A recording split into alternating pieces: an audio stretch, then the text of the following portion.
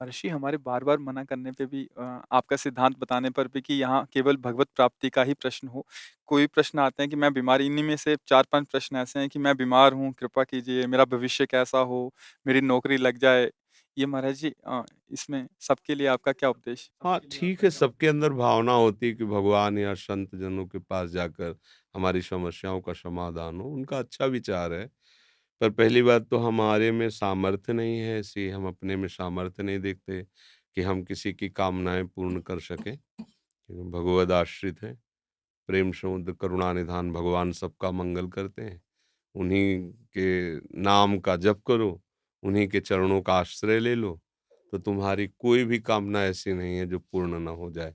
पर क्या है कि हम लोग पापाचरण नहीं छोड़ते। जैसे लोग कहते हैं ना कि भई हमने देखा नाम जप करके 10-5 दिन या कुछ हमारी कामना पूर्ण नहीं हुई। नाम जप तो आप थोड़ा करें, इसके बाद जो पापाचरण कर रहे हैं, जो गलत किसी भी कामना की पूर्ति के लिए अगर राक्षसों ने भी अनुष्ठान किया है तो आप पढ़ के देख लो। सब असत आचरणों का त्याग करके ऋषि मुनियों की तरह उन्होंने साधना की, मंत्र सिद्ध किया। फिर वो राक्षसी में उतर गए, पर साधना की है उन्होंने। अब किसी भी कामना की पूर्ति के लिए सेव संतरा दान करने से थोड़ी कामना की पूर्ति हो जाएगी। कि आप सोचो 10-5 हज़ार लाखों हम बेईमानी कर रहे हैं, 10-5 हज़ार बाबा जी को दे दे, सेव संतरा दे दे, वो हमारी कामना की पूर्ति कर दे। मेरी समझ के बाहर। इसलिए हम इन प्रश्नों के लिए कहते क्या सबके प्रश्नों का समाधान है। निश्चित, यदि आप सही आचरण अपने कर लो, क्योंकि तुम्हारे दुःख का कारण तुम्हारे बुरे आचरण हैं, पुराने, और अभी तुम नए बुरे आचरण कर रहे हो, तो अब थोड़ा भी सुकृत करोगे, तो बुरे आचरण फन काढ़ करके खड़े हो जाएँगे तुम्हारे नाश के लिए, क्योंकि वो नष्ट नहीं होना चाहेंगे, तुम्हें दंड देंगे, तो तुम्हारे सुकृत से अश्रद्धा कर देंगे, संतों से अश्रद्धा कर देंगे, भजन में अरुचि पैदा कर देंगे और वो फिर आक्रमण करेंगे। और वो जब तक अशुचि कर्म तुम्हारे हैं, तब तक तुम्हें वो सुखी नहीं होने देंगे। अगर नौकरी भी लग गई है, फैक्ट्री भी चल रही है, तो ऐसी बाधा खड़े करेंगे, और टेंशन मुक्त नहीं हो सकते। तब लगी कुशल न जीव को सपने मन विश्राम, जब लगी भजत न राम को शोक धाम तज काम। पक्का सिद्धांत है। आप सब अपने आचरण सुधार लो, खान पान सुधार लो, और अगर थोड़ा भी रामकृष्ण हरि जपोगे तो तुम्हारा मंगल हो जाएगा। कौन ऐसा काम है जो भगवान की कृपा से ना हो जाए? पर हम भगवान की कृपा का आदर कहाँ करते हैं? मनमानी हम विषय भोगें, गंदे आचरण करें, और कुछ बिहारी जी या किसी संत को हम देख के अपना काम बनाना चाहें, तो यहाँ घूस नहीं चलती। अगर तुम्हें अपनी कामना की पूर्ति करनी, तो पहले आचरणों को सँभालो आप। आप अपने आचरणों को ठीक करो, जो मूल बात है। ऊपर पेंट पोतने से कुछ नहीं होगा, नीचे नींव मजबूत नहीं, पूरा ढह जाएगा। अभी वर्तमान की कोई भी सेवा, कोई भी दान पुण्य आपका एक कर्म हुआ ना, तो आपके हज़ारों ऐसे कर्म जो आपका नाश करने के लिए तैयार हैं। अब अगर आपको कोई बचा सकता है, तो जो उनको माफ़ कर सकता है, वही बचा सकता है। वो केवल भगवान श्री हरि हैं। इसीलिए संतों की बात जल्दी समझ में नहीं आती। आप ये करो, ये दान करो, ये पुण्य करो, तुम्हारा काम हो जाएगा, तुम कर दो। नहीं होगा, करके देख लो। क्यों? क्योंकि वो जो तुम दान पुण्य कर रहे हो, ये इतना बड़ा है, और तुम्हारे पहाड़ जैसे पाप जमा हो, तुम्हें सुखी कैसे होने देंगे? तब तुम्हें अश्रद्धा हो जाएगी कि ये, तो इसलिए मूल बात है, कोई भी ऐसी बात नहीं जो हमारे भगवान पूर्ण ना कर सकें, पर आपको नियम से चलना होगा। आप शराब पियो, मुर्गा बकरा खाओ, व्यभिचार करो पाए माई माई बहन से, चोरी करो, हिंसा करो, और आप सोचो उससे कुछ हम धन दान करके या कोई हमारी कोई कामना की पूर्ति करने में समर्थ नहीं भगवान के सिवा। तुम चाहे जितने पातकी हो, भगवान का आश्रय ले लो। जिनका चरण धुवन गंगा जी हैं, जिनके चरणों का चिंतन कर कर बड़े-बड़े महात्मा हो गए, उन्हीं से तुम्हारा मंगल होगा, और कहीं मंगल हो जाए ऐसी हमारी भावना नहीं है।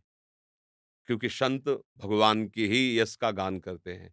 उन्हीं के नाम के प्रभाव से किसी में कुछ भी जो दिव्यता आती है, वो उन्हीं से आती है। तो अगर आपको संतों के पास जाने का लाभ लेना है, तो श्री हरि की शरण में हो जाओ अंदर से। बुरे आचरण बंद कर दो और नाम जप करो, जो चाहोगे प्राप्त हो जाएगा। पक्की बात है, अगर ये नहीं, तो फिर बात है। नाम जप शुरू करोगे तो पहले नाम जप उनको मारेगा, उन कर्मों को, जो तुमने पूर्व में किए हैं और तुम्हें दुःख देने के लिए तैयार हैं वर्तमान में, उनको वो नष्ट करेगा। इसीलिए समय लगता है। अब आदमी सोचता है कि यार इतने दिन से माला जप रहा हूँ, कोई लाभ तो मिला नहीं। वो लाभ हो रहा है, तुम्हारे दुःखों का नाश हो रहा है, अशुभों का नाश हो रहा है। जिस दिन उनको मिटा दिया, तो फिर जो आनंद मिलेगा, वो जीवन कृतार्थ। एक-एक चावल के लिए तरसते थे सुदामा जी, लेकिन धर्म भ्रष्ट नहीं हुए। घर में आते, पत्नी कहती, "हम तुम तो भूखे रह सकते हैं, छोटे-छोटे बच्चे।" बोले, "हमारा धर्म है। हम अपने धर्म का पालन करते, 5 घरों में घूम आते, नहीं मिलता क्या करें?" जैसे हरि रखें वैसे तुलसी दल और चरणामृत से। तो जैसी द्वारिकापुरी थी वैसी ठाकुर ने खड़ी कर दी सुदामापुरी। थोड़ा इंतज़ार करें, धर्म से चले। पर हम तो धर्म से कहाँ चलते हैं। अगर हमको लगा कि 2 लाख का हमें फ़ायदा मिल जाएगा झूठ बोलने से या इसकी हिंसा करने से, हम चूकते नहीं हैं। अपने स्वार्थ के लिए बेचारे निर्बल पशुओं की हत्या कर दें। अब चाहो सुख कैसे हो सकता है? करो कुकर्म, पापाचरण करो, मनमानी आचरण करो, इसके बाद सुख चाहो ऐसा कैसे हो सकता है? बो बबूल और सोचो कि हमें आमरस मिल जाए, कैसे मिल जाएगा आमरस? तुमने बबूल बोया तो वही काटना पड़ेगा। अब वो नाटक में फँसे हुए हमारी वृत्तियाँ हैं तो हमको कोई बड़ा मतलब कैसे तुम्हें बताएँ? बिल्कुल उसको परिचय नहीं भगवान का और जाते हैं लोग, हमारा दुःख दूर कैसे हो? बोले तुम्हें एकांतिक तुम्हें बलि देनी पड़ेगी, तुम्हें ये करना पड़ेगा। अरे यार! कैसे कैसे पागल बना रहे हो? किसी की हत्या करके, किसी की हिंसा करके, किसी से व्यभिचार करके, किसी का मंगल होने वाला है, खुद पता नहीं उसको मंगल किसे कहते हैं। एकमात्र अगर मंगल है तो भगवान के भजन में किसी का आशीर्वाद तुम्हें नहीं बचा सकता। हमारी बात पक्की मान लो। तुम्हारा आचरण ही तुम्हें बचाएगा। ये बार-बार हम तुम्हें कह रहे हैं। अगर तुम गलत करते हो तो तुम्हें कोई नहीं बचा सकता। और अगर तुम सही से चलते हो तो तुम्हें कोई नहीं मिटा सकता, कोई गिरा नहीं सकता क्योंकि भगवान वहीं देख रहे हैं जहाँ आप हो। आजकल हमारे लोगों की क्या बुद्धि है, हम तो खूब भोग भोगे मनमानी और ये साधु महात्मा जो भजन करते हैं ना, इनको कुछ दे देंगे बेचारे, वो भजन करके हमारा सब कुछ सुधारते रहेंगे। ऐसा कभी हुआ है? कभी हो सकता है? नहीं हो सकता। अगर ऐसा कहीं है, वो नहीं है, जो होना चाहिए वो नहीं है। एक ही बात है, आप अपने को सुधार लीजिए, आप अपने आचरण पवित्र कीजिए और नाम जप कीजिए, सब ठीक हो जाएगा। समय लगेगा, पर जब दीपक की तरह जलोगे, कुल परंपरा तक चलते रहोगे और एकदम हाइलोजन की तरफ फ्यूज हो जाओगे। अधर्म क्या करता है? हाइलोजन की तरह अरे फटाफट गाड़ी आई, फटाफट रुपया, पैसा और सब और फिर क्या हुआ? पूरा परिवार गाड़ी की चटनी बन गया। अरे बोले हो गया। ये अधर्म है। ऐसे ऊपर ले जाएगा तो आपको लगेगा बहुत ऊँचाई पे नहीं, ऊपर से छत से फेंके जाओगे तुम ऊँचाई से और धर्म से चल रहा है ना, हो सकता है कि उसको घी लगाने को ना मिले रोटी में, लेकिन उसके बच्चे स्वस्थ होंगे। उसका परिवार शांत होगा, आनंद होगा, धीरे-धीरे वो बढ़ेगा। भजन कर रहा है, सत्य से चल रहा है, आज दुखी है, एक दिन वो सुखी हो जाएगा। अधर्म से चल रहा है, पापाचरण कर रहा है, आज वो बढ़िया-बढ़िया तुम्हें दिखाई दे रहा है, एक दिन मिट्टी में मिल जाएगा। अब ये बातें तो चुभने वाली हैं, तो ये बातें सबको पसंद नहीं आती हैं। कितना नाटक है। तुम करो पाप और तुम्हारे को सुख मिल जाए, कैसे हो सकता है भाई, कैसे हो सकता है? बस हम कुछ दे देंगे। अगर साधु तुमसे लेने के लिए चाह कर रहा है, तो तुमसे ज़्यादा गिरा हुआ तो वही बात है ना। तुम उसके दाता हुए, वो तुम्हारा भिखारी हुआ। केवल आचार्यों ने रोटी माँगने का आदेश किया है, विरक्त भाव से रोटी माँगकर पेट भर सकते हैं। ऐसे प्रभु की प्रेरणा से वो यहीं वही रखेगा जिसकी प्रभु प्रेरणा कर रहे हैं, अन्यथा यहाँ नहीं। तुम्हारी ताकत नहीं कि तुम निकाल के रख सको। प्रभु अगर रख दिया है और प्रभु की प्रेरणा नहीं हुई है, तो शाम तक उसको नष्ट कर दिया जाएगा। शाम तक उसे बिल्कुल नष्ट कर दिया जाए। कई बार हमने देखा प्रभु की लीला, कि ऐसा बिना फेंकवा दो, तुरंत फेंको, यमुना जी में जाकर तुरंत फेंको, हटाओ इसको, तुरंत यहाँ से हटाओ। भगवान के आश्रित होने पर ही काम बनेगा, पापाचरण करके ठगा नहीं जा सकता संत महात्माओं को, जो भगवत मार्ग के पथिक हैं। और अगर वो उनको ये है कि आपसे कुछ लेके, तो उनके पास है ही नहीं, कुछ क्या देंगे आपको। कभी भ्रमित मत हो, किसी के आशीर्वाद की इच्छा मत करो। ये बात तुम्हें अच्छी नहीं लगेगी पर हम बता रहे हैं। अगर आप सच्चे आचरण से चलोगे, नाम जप करोगे, सबकी कृपा आपके ऊपर होगी, आशीर्वाद माँगने की ज़रूरत नहीं। जहाँ पर कृपा राम की होई, तहाँ पर कृपा करे सब कोई। अब तुम करो गंदे आचरण, मनमानी, धर्म विरुद्ध आचरण और कोई तुम्हें बचा ले, बिल्कुल नहीं। संतों का उपहास किया, पेट में कढ़ाई बाँध करके, द्वारिकापुरी में, उन्हीं के परिवार में, भगवान के शाप दिया तुम्हारे कुल का नाश कर, भगवान ने बिल्कुल नहीं मिटाया, किया है उपवास तो भोगो। भगवान हैं, वो ऐसे जरा में 1 सेकंड में सब मिटा सकते थे। टाँग पे टाँग चढ़ाए आराम से देखते रहे साहब, मार-मार जाओ। जब वो अपने परिवार के आचरण का जब फल आया तो नहीं बचाया, तो तुम्हें कैसे बचा लेंगे? तुम आचरण सही करो, तब तुम किसी से आशीर्वाद की ज़रूरत नहीं है।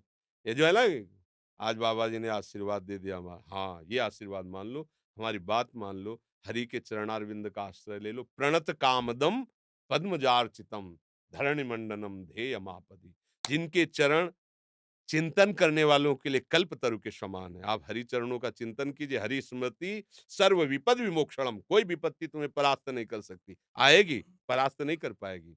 हरि चरणों का चिंतन, जिनकी लक्ष्मी जी स्वयं हर समय पूजा करते हैं, वो चरण है, और उन चरणों का आप चिंतन करोगे तो लक्ष्मी कमी रहेगी क्या? पर हम भगवान से नहीं, हम अधर्म से सुख चाहते हैं, इसीलिए हमारी दुर्दशा हो रही। तो किसी की भी नौकरी है, फैक्ट्री है, बीमारी है, ये जो कुछ भी है, सब भगवान की सृष्टि का है।